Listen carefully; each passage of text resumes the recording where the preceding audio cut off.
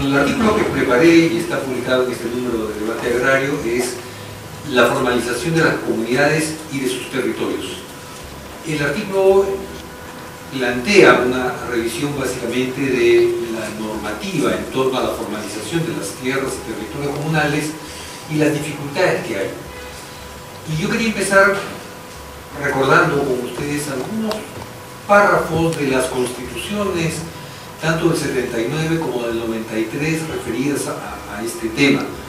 Hay, por supuesto, algunas precisiones mayores, pero me parece que es importante empezar recordando lo que se aprobó el año 79 en la Asamblea Constituyente. En el segundo párrafo del artículo 161, si les interesa, se dice: el Estado respeta y protege las tradiciones de las comunidades campesinas y nativas, propicia la superación cultural de sus integrantes. En nuestra actual Constitución, la Constitución de Fujimori, como diría nuestro amigo Etienne, más bien el tercer párrafo del artículo 39 se dice: el Estado respeta la identidad cultural de las comunidades campesinas y nativas. El cambio en estos párrafos es bastante significativo. Rompe con un enfoque etnocéntrico.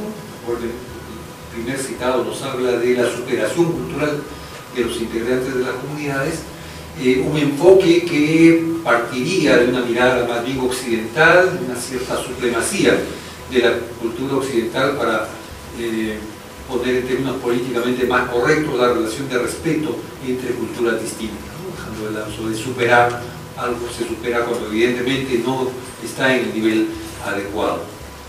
Bueno, de la lectura de estos dos párrafos de los textos constitucionales, creo que podríamos hacer una reflexión que nos lleva a contrastar las declaraciones, las teorías con la práctica.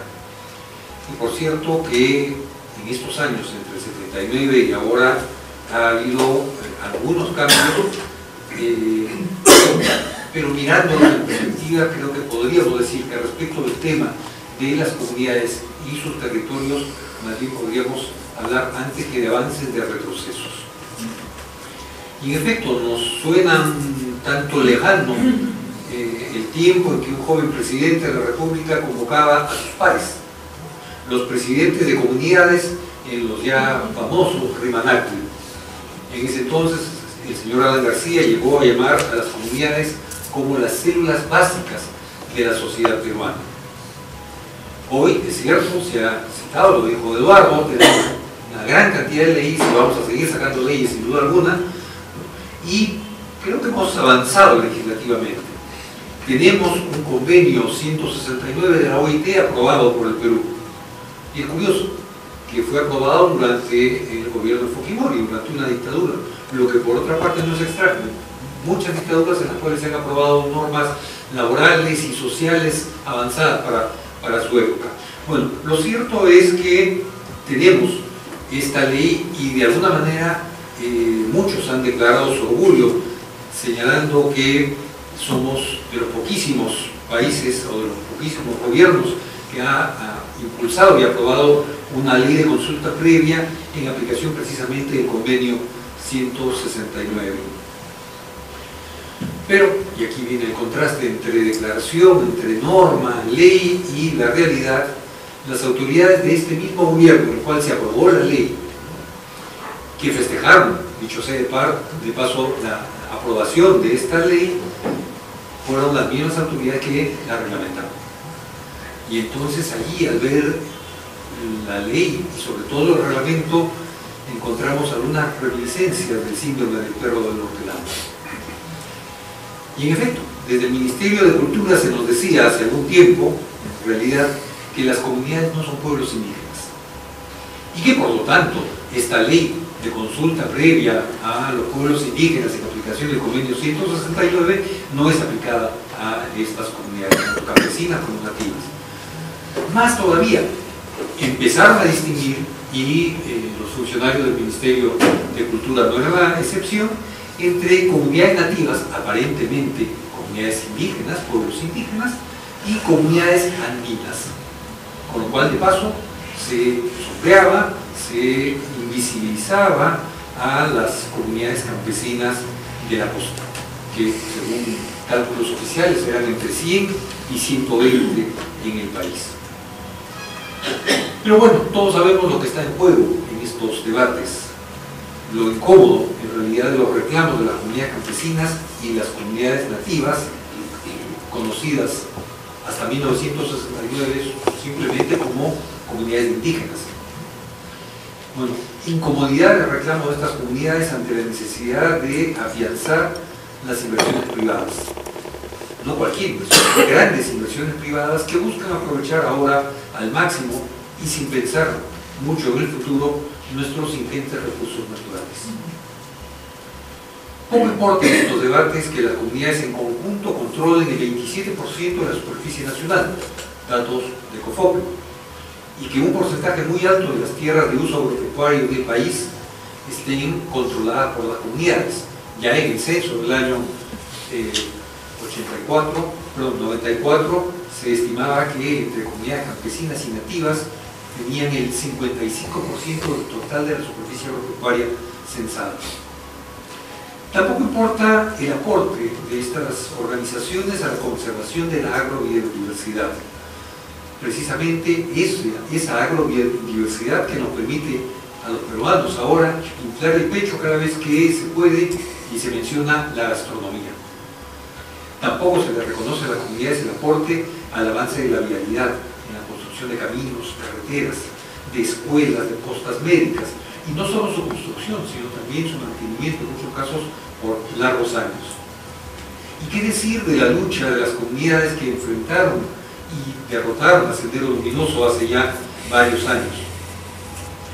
Por supuesto que salvo el 28 de julio, nos acordamos en esos momentos que somos herederos de una raza que construyó una de las civilizaciones más importantes en esta parte del mundo. Y aunque no fuera por estas distintas razones, quizá por el simple imperativo de garantizar las inversiones privadas y la paz social, es decir, siendo absolutamente pragmáticos, deberíamos atender la necesidad de formalizar los derechos de las comunidades campesinas y nativas. Nuestro amigo y vecino Richard Smith, del Instituto del Bien Común, ha sorprendido en más de una oportunidad a distintos auditorios presentando el mapa oficial de las comunidades de Perú. Y la sorpresa es grande, porque el mapa simplemente nos muestra al país, al océano, nuestros vecinos y los ríos que atraviesan el país. ¿Dónde están las comunidades? No están, son invisibles. En todo caso, son invisibles para las autoridades porque no hay ni siquiera una entidad pública que tenga a su cargo el registro y el reconocimiento oficial de estas organizaciones. Y en ese sentido creo que vale la pena citar dos párrafos, les dejo para su propio aburrimiento, si es que quieren leer todo el artículo, que vean otras partes, pero quiero citar dos párrafos que tomé de dos directivas que aprobó la Superintendencia Nacional de Registros Públicos el año pasado a propósito del reconocimiento y la formalización de las tierras de comunidades campesinas y nativas. Dice esta directiva: se ha advertido que los procedimientos especiales previstos para la inscripción registral de los actos comunales no se adecuan a la cosmovisión, costumbres y autonomía organizativa de estos pueblos indígenas. No obstante, lo establecido en el artículo 21 del Decreto Ley 22175, Ley de Comunidades Nativas y de Desarrollo Agrario de las regiones de selva y ceja de selva, que exige la obligación por parte del Estado de establecer medidas adecuadas a su contexto y necesidades.